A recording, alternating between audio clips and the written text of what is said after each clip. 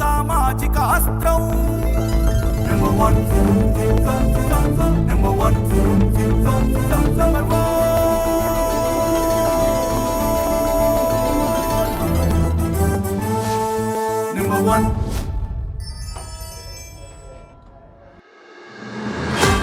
Welcome to speed news. భారతదేశ 26వ chief election commissioner గా జ్ఞానేష్ కుమార్ నిర్మితులయ్యారు.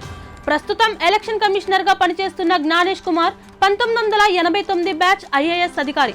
ప్రస్తుతం సిఈసి రాజీవ్ కుమార్ పదవీ కాలం నేటితో ముగియనుంది. కొత్త సిఈసిని ఎంపిక చేసేందుకు ప్రధాని మోదీ నాయకత్వంలో రాహుల్ గాంధీ, కేంద్ర హోంమంత్రి అమిత్ షా, కేంద్ర న్యాయశాఖ మంత్రి అర్జున్ రామ్ మేఘ్వాల్ నేతృత్వంలోని ఉన్నత స్థాయి కమిటీ ప్రతిపాదించిన 5గురు జాబితా నుంచి జ్ఞానేష్ కుమార్ ని సిఈసిగా ఎంపిక చేశారు. సిఈసి ఎంపిక నిర్ణయాన్ని రాష్ట్రపతి ద్రౌపది ముర్ముకు సిఫార్సు చేసినట్లు కేంద్ర న్యాయశాఖ వెల్లడించింది. రాజధాని అమరావతిలో మహిళలను దూషించిన కేసులో బాపట్ల వైసీపీ మాజీ ఎంపీ నందిగాం సురేష్ సోమవారం పల్నాడు జిల్లా సత్తెనపల్లి కోర్టులో లొంగిపోయారు. 2020 ఫిబ్రవరి 23వ తేదీన అమరావతి రథోత్సవంలో పాల్గొనేందుకు అప్పటి ఎంపీ నందిగాం సురేష్ ఆయన అనుచరులు రాజధాని అమరావతికి వచ్చారు. రథోత్సవంలో పాల్గొన్న వేలాది మంది భక్తులకు సంఘీభావాన్ని తెలియజేసేందుకు వచ్చిన మహిళలను నందిగాం సురేష్ తో పాటు ఇతర నాయకులు దూషించి అసభ్యంగా ప్రవర్తించారు. దీనిపై పలు సెక్షన్ల కింద నందిగాం సురేష్ పై కేసు నమోదైంది. ఇప్పటికే నందిగాం సురేష్ మినహా మిగిలిన వారంతా కోర్టులో లొంగిపోయి బెయిల్ తెచ్చుకున్నారు. నందిగాం సురేష్ మాత్రం సోమవారం కోర్టులో లొంగిపోయి బెయిల్ కు పిటిషన్ వేశారు. గంపలగూడెం మండలం అనుమల్లంక గ్రామంలో కోళ్ల మరణాలకు బర్డ్ ఫ్లూ కారణమని నిర్ధారణ కావడంతో ఆ గ్రామానికి 10 కిలోమీటర్ల పరిధిలో 35 గ్రామాల్లో ముందస్తు జాగ్రత్త చర్యలు కొనసాగించాలని ఎన్టీఆర్ జిల్లా కలెక్టర్ లక్ష్మీసా ఆదేశించారు. బర్డ్ ఫ్లూ కట్టడి కోసం తీసుకోవాల్సిన చర్యలపై సోమవారం కలెక్టరేట్ లో జిల్లా సమన్వయ కమిటీ సమావేశం జరిగింది. బఫర్ జోన్ లో చికెన్, గుడ్ల దుకాణాలను తదుపరి ఉత్తర్వులు ఇచ్చే వరకు మూసివేయాలని కలెక్టర్ స్పష్టమైన ఆదేశాలు జారీ చేశారు.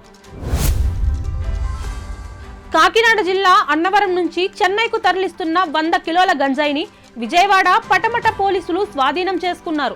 గంజాయిని తరలిస్తున్న తమిళనాడుకు చెందిన ఇద్దరిని, కేరళకు చెందిన ఇద్దరిని పోలీసులు అరెస్ట్ చేశారు. రాంవరపాడు రింగ్ వద్ద టాస్క్ ఫోర్స్ పోలీసులు, పటమట పోలీసులు సంయుక్తంగా వాహనాల తనిఖీ చేస్తున్నప్పుడు ఈ గంజాయి పట్టుబడింది. గంజాయిని తరలిస్తున్న కారును కూడా సీజ్ చేశారు. ఛాంపియన్స్ ట్రోఫీలో భాగంగా ఈ నెల 23వ తేదీన జరగనున్న భారత్ పాకిస్తాన్ మ్యాచ్ టికెట్లు హాట్ కేకుల్లో అమ్ముడుపోతున్నాయి. 25,000 సీట్ల సామర్థ్యం కలిగిన దుబాయ్ స్టేడియంలో భారత్ పాక్ మ్యాచ్ జరగనుంది. ఇప్పటికే ఈ మ్యాచ్ టికెట్లకు విపరీతమైన డిమాండ్ ఏర్పడింది. సాధారణంగా 1,80,000 మాత్రమే ఉండే cricket match ticket Bharat Pakistan match కావడంతో దాదాపు 5 లక్షల రూపాయలకు పైగా రేటు పలుకుతోంది. రేటు ఎక్కువ ఉన్నప్పటికీ క్రికెట్ అభిమానులు కొనేందుకు ఏమాత్రం వెనకాడడం లేదు.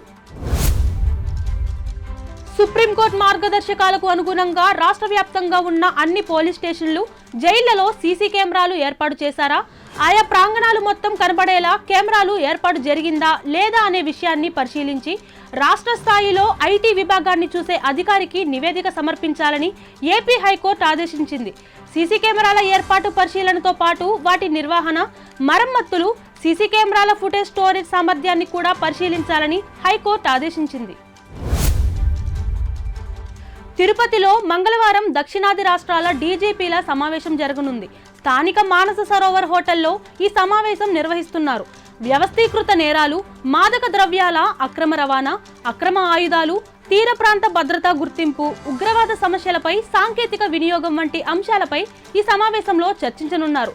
సంవత్సరానికి 2 సార్లు జరిగే ఈ సమన్వయ కమిటీ సమావేశాలకు ఇప్పటికే దక్షిణాది రాష్ట్రాల ఉన్నతాధికారులు తిరుపతి చేరుకున్నారు. గన్నవరంలోని లిటిల్ లైట్స్ అనాథాశ్రమంలో మంగళవారం తెల్లవారుజామున అగ్ని ప్రమాదం జరిగింది. ఈ సంఘటనలో 6గురు విద్యార్థులకు గాయాలయ్యాయి. అనాథ శరణాలయంలో 140 మంది విద్యార్థులు ఉన్నారు. విద్యార్థులంతా గాఢ నిద్రలో ఉండగా ఈ అగ్ని ప్రమాదం చోటు చేసుకుంది. షార్ట్ సర్క్యూట్ అగ్ని ప్రమాదానికి కారణమని పోలీసులు ప్రాథమికంగా నిర్ధారణకు వచ్చారు.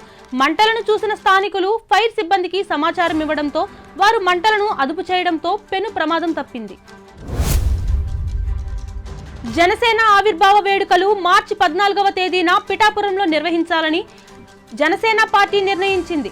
ఆ రోజున ఉప ముఖ్యమంత్రి పవన్ కళ్యాణ్ పిఠాపురం నియోజకవర్గంలో పర్యటిస్తారని, అదే రోజున భారీ బహిరంగ సభ నిర్వహిస్తామని జనసేన ప్రకటించింది.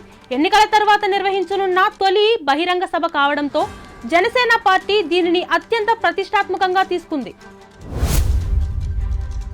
దీపం పథకం కింద సరఫరా చేసిన గ్యాస్ సిలిండర్ల సబ్సిడీని 48 గంటల్లో లబ్ధిదారుల అకౌంట్లో జమ చేయాలని ముఖ్యమంత్రి చంద్రబాబు ఆదేశించారు. రోజుల తరబడి గ్యాస్ సిలిండర్ల సబ్సిడీ వినియోగదారుల ఖాతాల్లో జమ కావడం లేదని ఇటీవల ఫిర్యాదులు రావడంతో ముఖ్యమంత్రి సంబంధిత అధికారులతో సమీక్ష నిర్వహించి ఆదేశాలు జారీ చేశారు. అలాగే ఈ పథకం కింద గ్యాస్ సిలిండర్లు డెలివరీ చేసేటప్పుడు గ్యాస్ బాయ్స్ డబ్బులు అడుగుతున్నట్లు ఫిర్యాదులు వస్తున్నాయని, వారిపై కఠిన చర్యలు తీసుకోవాలని ముఖ్యమంత్రి చంద్రబాబు ఆదేశించారు. ప్రముఖ పుణ్యక్షేత్రం శ్రీశైలంలో ఈ నెల 19వ తేదీ బుధవారం నుంచి మార్చి 1వ తేదీ వరకు బ్రహ్మోత్సవాలు నిర్వహించనున్నారు. బుధవారం ఉదయం 9 గంటలకు యాగశాల ప్రవేశంతో అర్చకులు బ్రహ్మోత్సవాలకు అంకురార్పణ చేయనున్నారు. ఉత్సవాల్లో భాగంగా రథోత్సవం, వాహన సేవలు, రుద్రాభిషేకం, కళ్యాణోత్సవం నిర్వహించనున్నారు. ఈ నెల 23వ తేదీన ముఖ్యమంత్రి చంద్రబాబు పట్టు వస్త్రాలు స్వామివారికి సమర్పిస్తారు.